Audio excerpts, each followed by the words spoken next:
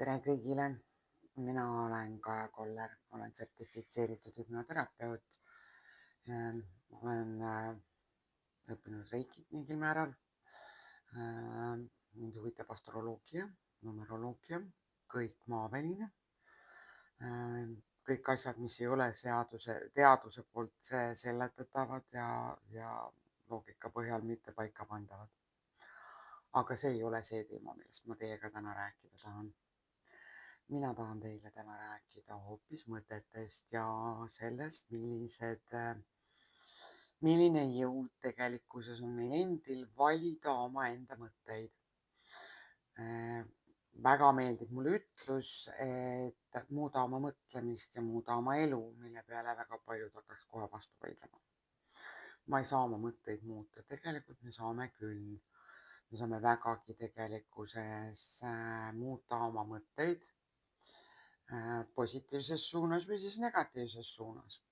Üks kõige lihtsam näide äkki sellest oleks see, kui sa oled liiklusummikus ja tegelikkuses sinu mõte, ma ei kannata neid liiklusummikuid, need tapavad mind, need on nii nõmedad, see on minu jaoks aja raiskamine, blä. Ehk siis negatiivne pool sellest, mille sa tegelikult saad ise nüüd ümber keerata. Jälle ma olen liiklusummikus.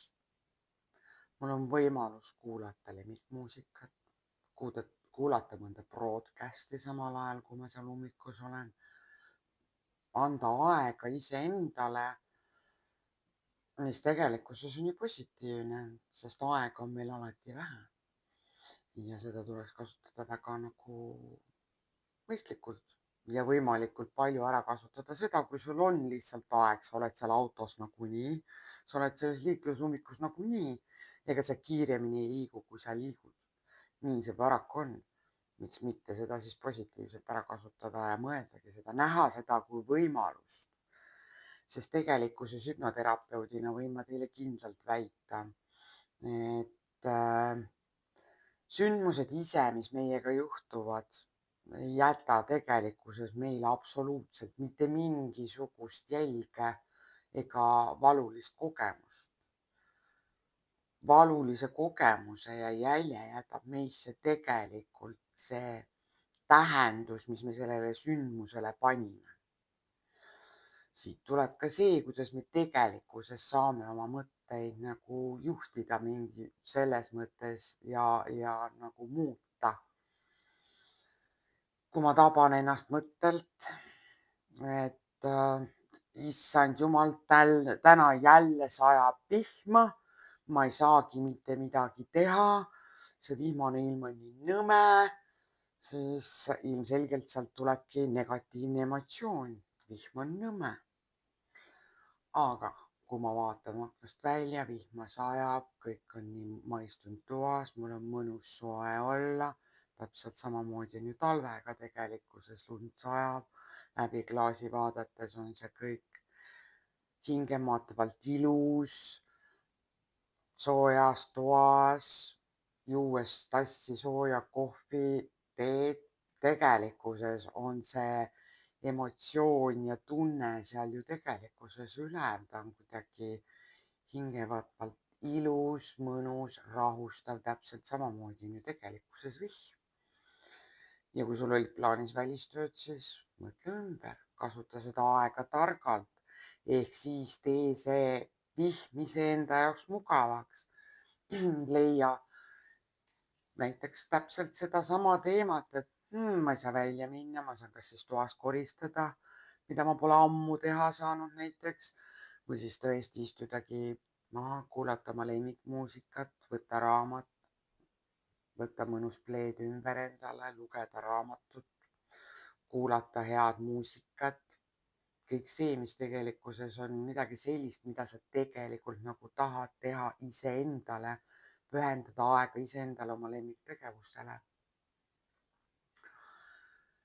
Nii, ehk siis mitu näidet ma siin olen toonud, kuid tegelikkuses on sul võimalik muuta seda emotsiooni selle mõtte taga, mille tulemusena muutub ka mõte negatiivsest positiivseks. sest tegelikkuses me tallame mingisugustes mõtteringides, mõttemustriringides täpsemalt öeldes, mis on kujunenud tegelikkuses välja meil juba 7. eluaastal. Alateadvus tegelikkuses juhib seda, kuidas meie mõtteringid töötavad ja kuidas tegelikkuses me paneme mõtetele tegelikkuses juurde emotsiooni. Kui ma ütleks sulle, et muuda see negatiivne emotsioon positiivseks läbi mõtlemist muutes, siis hakkad mulle jälle vastu vaidlema, see pole võimalik. Aga siit tulebki see, kui sul tuleb mõte, siis on see sinu valik. Sina saad valida, kas see mõte on negatiivne või on see positiivne. Väga lihtne.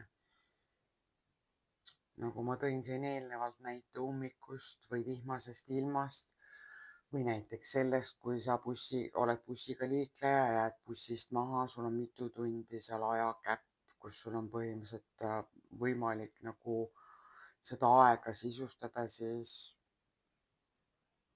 tegevustega, mis sulle nagu meeldivad, lugeda raamatut, kuulata muusikat, minna kas või välja kohvikusse, võtta see tass kohvi, nautida seda lihtsalt olemist. Tegelikkuses see kõik ongi ju selles kinni, milliseid tõlgendusi me anname asjadele. Ja nii see on. Siit nüüd 2 asja kokku pannes, et igal sõnal, mida sa kasutad ja ütled, mis on kirjeldav, ja igal mõttel, mida sa mõtled, moodustavad kokku sellise kavandi, mis paneb kogu sinu keha, füüsilise keha ja vaimse keha liikuma täpselt selles suunas, et juhtuks just see, millest sa nagu mõtled ja räägid reaalsuseks. Siis selle puhul ma võin teile ka ilusa näite tuua, et see on nii sõna-sõnalt sedamoodi. Pange nüüd kõik silmad kinni. Ja kujutage endale ette, et paremas käes hoiate te sidrunit, mõnusat, värskelt lõigatud sidrunit. See mõnus sidrunilõhn. Teate ju kõik, kuidas sidrun lõhnab. Ma palun teil seda ette kujutada siin oma paremas käes, seda pooleks lõigatud värsket sidrunit. Mõnus, mahlakas, mõnus, mõnus kollane. Siuke värske, mõnus, hapukas sidrunilõhn. Ma tahan, et te kõik seda mõnusat sidrunit oma paremas käes kujutate ette. See mõnus sidrun on seal teie käes.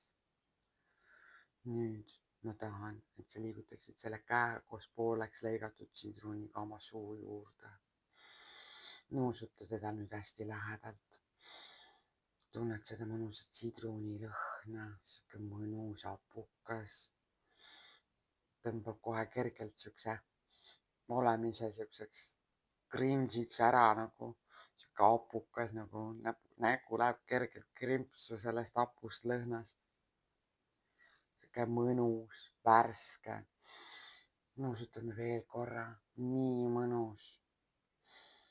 Nii ahvatlev on see hambad sisse lüüa, sest ta on nii mahlakas, siukene mõnus sidruni. Sa näed kõiki neid sidrunilõike seal sees. Ja nüüd ma tahan, et sa võtaksid sellest mõnusast mahlasest sidrunist oma paremas käes ampsu. Lihtsalt võta see amps ja näri ja tunneta seda sidrunit, seda haput sidrunit oma suus. Näri korralikult, mõnusalt läbi. Nägu on krimpsus, mõnusalt hapu siukene.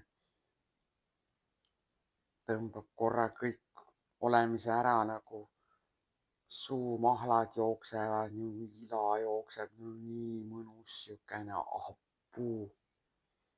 Nii, kui te nüüd avate silmad, siis mul on üks küsimus.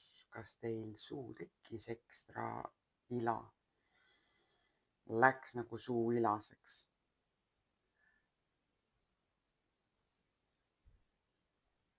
Kui jah, siis on hästi.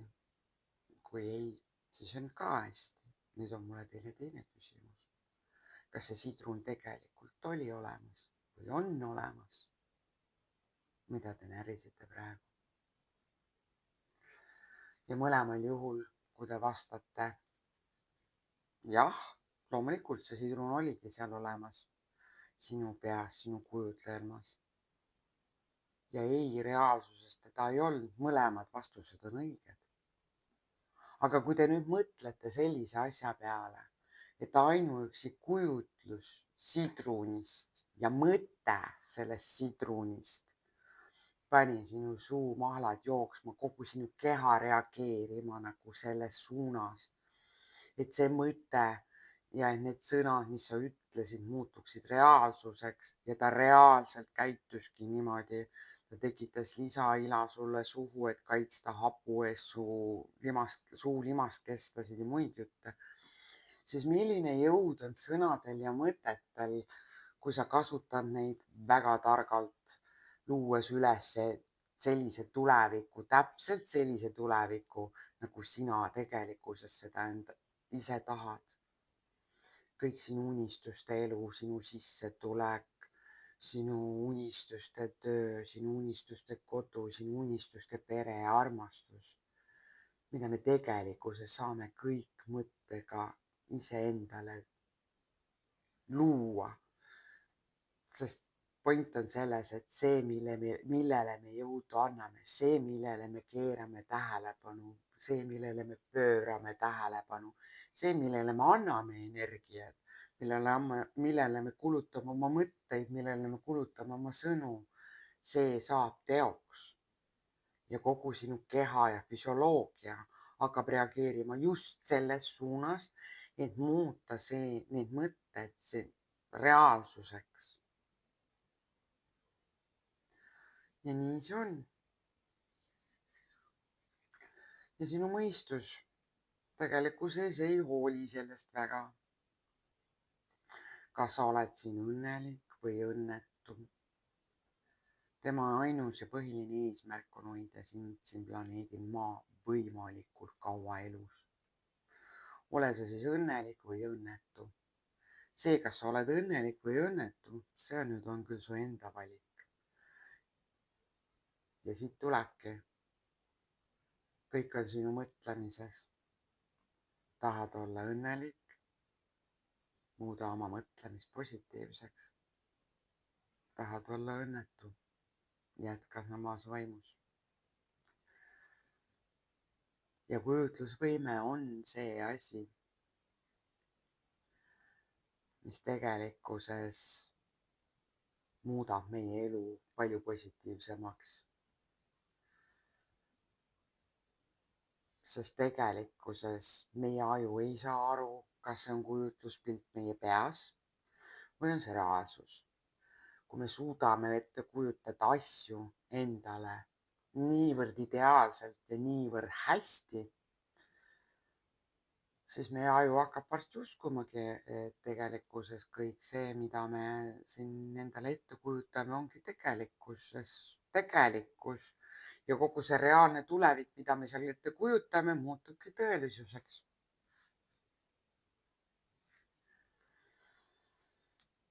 Ja nii see on. Kas sa usud sellesse või ei usu, see on juba sinu valik. Ja uskumused on omakorda need asjad, mis loovad sinu. Sina lood oma uskumused ja nemad loovad sinu. Ja nii see on. Ma usun, et mul oleks sellel teemal hästi palju rääkida, kui palju tegelikkuses mõtlemine meie elu muudab. Aga ma arvan, et me räägime sellest järgmine kord vähe teise nurga alt läbi selle aspekti, mis mind omakorda huvitab väga. Et kuidas seda kõige paremini väljendada olekski vast see, tähendab, et see, mida sa eeldad, see ka juhtub. Noh, see ongi see, millest sa energiat paned, see ka tuleb. Et kui me nüüd noh, ma kergelt võin sellel teemal nagu praegu peatuda just selle mõttega, et kõik see meie enda olemus, meie mõtted, meie kujutlused, meie eeldused on täpselt energia, mida me väljutame siis universumile ja mida rohkem me saadame universumile seda sõnumit, et ma olen vaene, ma olen rumal, ma olen mis iganes, siis seda rohkem ta seda meie teele saadab. Täpselt samamoodi nagu meie enda aju, kui me talle kogu aeg korrutame, et sa oled rumal, iseendale ütleme, et ma olen rumal, issand, kui rumal ma olin. Issand, mul pole kunagi üldse raha, mul pole selleks raha, mul pole tolleks raha, siis tegelikkuses me ainult süvendame seda, mida meil ei ole. Ja me ei loo seda, mida me tegelikkuses tahame, siis küllust, olla targad, olla ilusad, olla noored. Ja see on veel omaette teema, sest tegelikult oma mõtlemist muutes saame me vägagi palju omaenda tervise ja niinimetatud vananemise suhtes ära teha. Ma tänan teid kõiki vaatamast, kuulamast, laikimast, subscribe imast ja kommenteerimast. Olgu see siis negatiivne kommentaar või positiivne kommentaar, kõik on teretulnud. Ja jälle nägemiseni järgmisel nädalal.